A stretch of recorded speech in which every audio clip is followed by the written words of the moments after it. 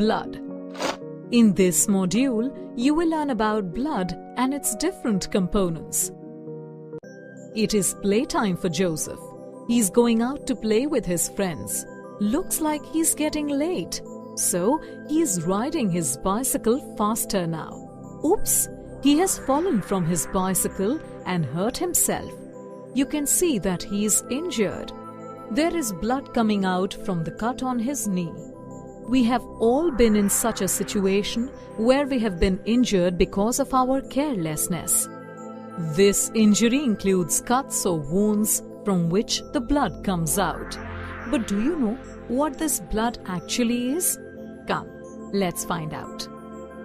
Well, blood is a red fluid that runs through our entire body. It does so by a special network of tubes called blood vessels. There are different components that make up the blood.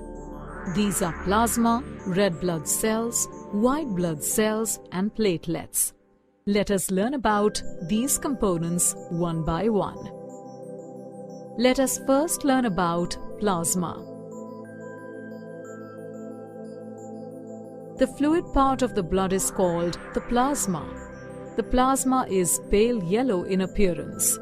The function of the plasma is to carry the nutrients, different blood cells, and the different hormones throughout the body. The next component of the blood is the red blood cells. The RBCs are responsible for giving red color to the blood. They do so because of the presence of a red pigment in them. This red pigment is the hemoglobin. This hemoglobin in the blood binds with oxygen and takes it to the different body parts. Apart from plasma and RBCs, blood also contains WBCs or the white blood cells. The function of the WBCs is to protect the body against any kind of infection. Each time a germ enters the body, it is the WBC that fights with these germs and kills them, thus preventing the infections. The last component of the blood is the platelets. You must have noticed that each time you get an injury and bleed, the bleeding stops by itself after some time. This happens because of the presence of platelets. The platelets act like a plug on the cut.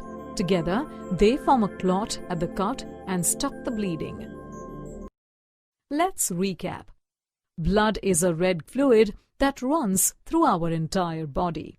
The different components of blood are plasma, red blood cells, white blood cells, and platelets. Plasma is the fluid part of the blood that carries nutrients, different blood cells, and different hormones. Red blood cell has a special pigment called hemoglobin, which carries oxygen throughout the body.